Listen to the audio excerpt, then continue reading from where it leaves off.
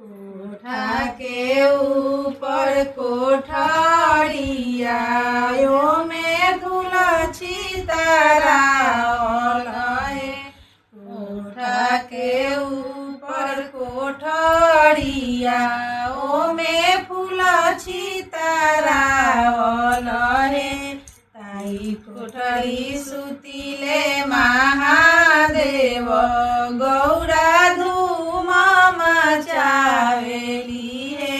ताई कोठरी सुतिले महादेव गौरा धूम मचावेली है। किया तोरुए गौरा खेला कोइलू किया जोगी से लोभा गइलू हे।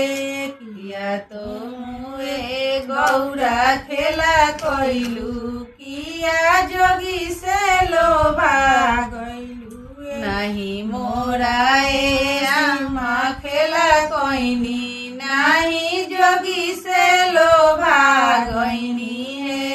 नहीं मोराए आमा खेला कोइनी नहीं जोगी से लोभा गइनी है। चाचा दुआरे फूलवरिया फूलावालो रे जाइले। भैया दुआरे फूलवरिया फूलावालो रे जाइले। भैया दुआरे ककुइया